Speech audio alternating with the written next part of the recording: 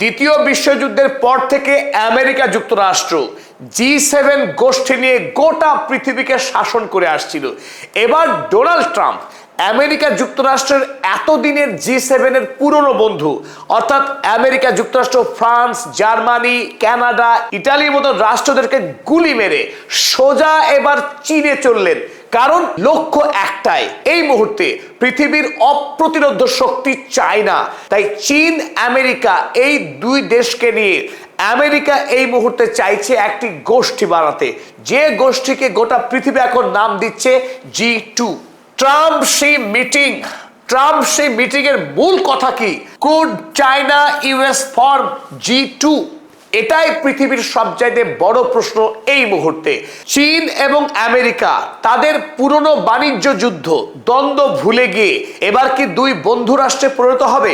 অন্তত Donald Trump সেই অভিপ্সাতেই, সেই বাসনা নিয়ে এই মুহূর্তে চীন সফর করছেন এবং এই চীন সফর অনেক দিক থেকে ঐতিহাসিক।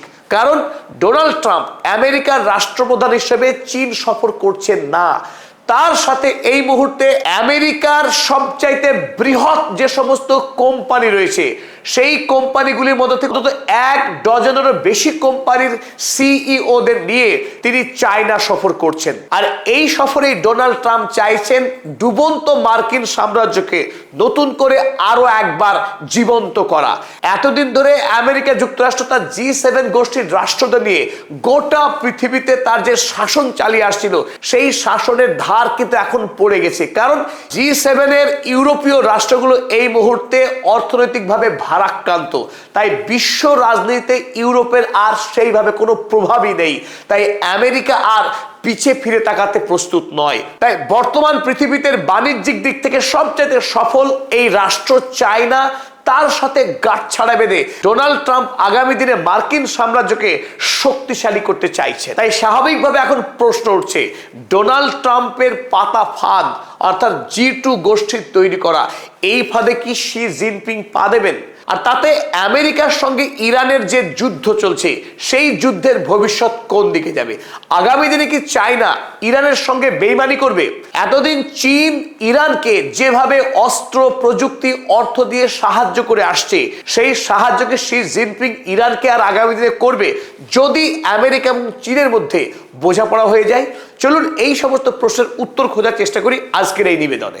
9 বছর পর ডোনাল্ড ট্রাম্প আবারও চীনের মাটিতে পা রাখলেন, কিন্তু এবার এই ঐতিহাসিক সফরে ডোনাল্ড ট্রাম্প একা আসেননি, সঙ্গে নিয়ে এসেছেন আমেরিকার এক ঝাঁক তারকা বিজনেসম্যান, যারা গোটা পৃথিবীর বিজনেস সাম্রাজ্যের একটা বিরাট অংশ সামলায়। আর নিঃসন্দেহে তারা আমেরিকার সবচেয়ে ধনী এবং শক্তিশালী কোম্পানির সিইও কিংবা মালিক। আর এই সমস্ত বণিক যাদের নিয়ে ডোনাল্ড ট্রাম্প চীনে এলেন, তাদের সম্পত্তিকে যদি আমরা এক জায়গায় করি তার পরিমাণ গিয়ে দাঁড়াবে 35 ট্রিলিয়ন ইউএসডি। আপনি বলতে পারেন পৃথিবীর অন্তত 100টা দেশের যত সম্পদ এক জায়গায় করলে যত হবে, তত পরিমাণ সম্পত্তির মালিকদের নিয়ে ডোনাল্ড ট্রাম্প চীন সফরে গেলেন। চলুন এবার দেখে নিই তারা কারা, যাদের নিয়ে এই মুহূর্তে ডোনাল্ড ট্রাম্প চীন সফর করছেন। বর্তমান পৃথিবীর সবচাইতে ধনী যে মানুষ ইলন মাস্ক এই মুহূর্তে ডোনাল্ড ট্রাম্পের সঙ্গে চীন সফর করছেন। সঙ্গে আছেন গোল্ডম্যান স্যাক্স, পৃথিবীর সবচেয়ে প্রভাবশালী ইনভেস্টমেন্ট কোম্পানি গোল্ডম্যান স্যাক্স এর সিইও ডেভিড সোলোমান। আমেরিকা যুক্তরাষ্ট্রের সরকারের চেয়েও যদি কোনো কোম্পানির শক্তি বা প্রভাব বেশি হয় তার নাম ব্ল্যাক রক। খোদ সেই ব্ল্যাক রক কোম্পানির সিইও আজ ডোনাল্ড ট্রাম্পের সঙ্গে চীন সফর করছেন। সঙ্গে আছেন টিম কুক, অ্যাপল কোম্পানির সিইও, আছেন এনভিডিয়া কোম্পানির সিইও জেনসেন ওয়াং। আর এখানেই শেষ নয়, আরো বেশ কিছু বিখ্যাত মার্কিন কোম্পানির সিইও রয়েছেন ডোনাল্ড ট্রাম্পের সঙ্গে, যেমন উল্লেখযোগ্য ব্ল্যাকস্টোন কোম্পানির সিইও, বোয়িং কোম্পানির সিইও। সামরিক অস্ত্র এবং বিমান তৈরিতে যে কোম্পানি পৃথিবী প্রসিদ্ধ, সেই বোয়িং কোম্পানির সিইও তিনিও চীনে গিয়ে হাজির। আছেন সিটি গ্রুপের সিইও, কার্গিল কোম্পানির সিইও এবং জেনারেল ইলেকট্রিক কোম্পানির সিইও।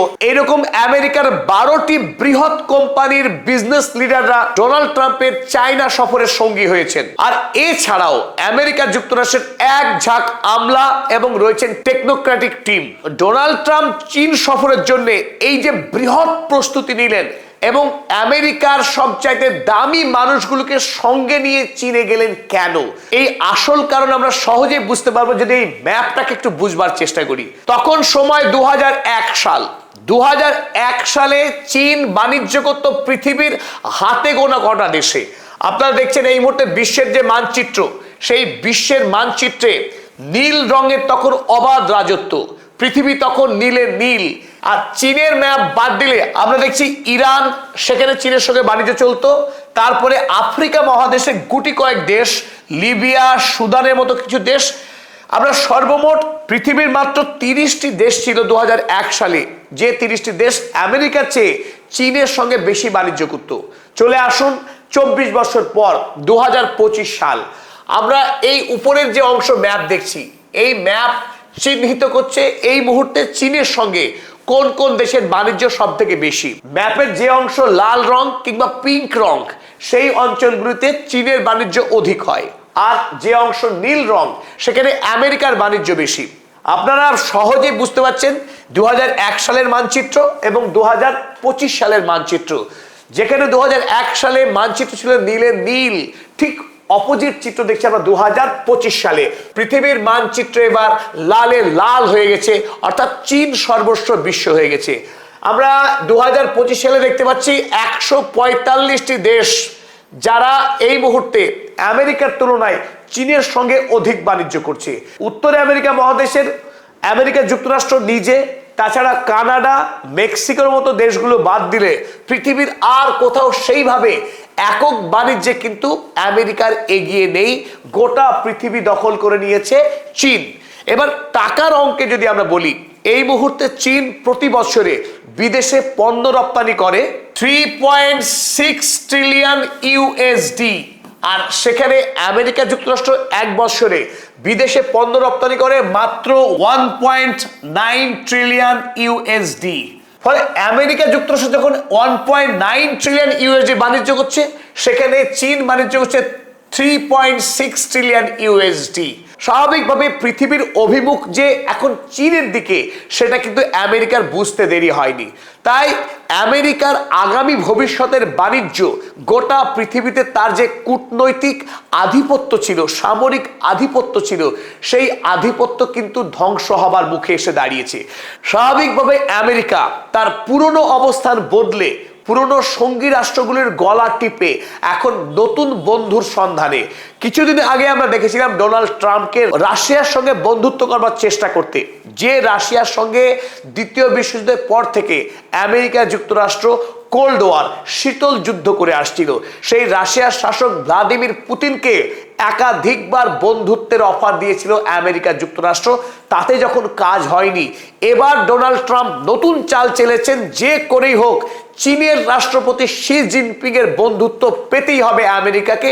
আর আমেরিকা যুক্তরাষ্ট্রকে গোটা পৃথিবীর বাদশা বানিয়ে রাখতে গেলে এছাড়া বিকল্প পথ খোলা নেই ডোনাল্ড ট্রাম্পের কাছে। চলুন এবার সবচেয়ে গুরুত্বপূর্ণ প্রশ্ন নিয়ে আলোচনা করা যাক। তাহলে চীন এবং আমেরিকার বন্ধুত্বের মাঝখানে ইরান কি চাপা পড়ে মারা যাবে?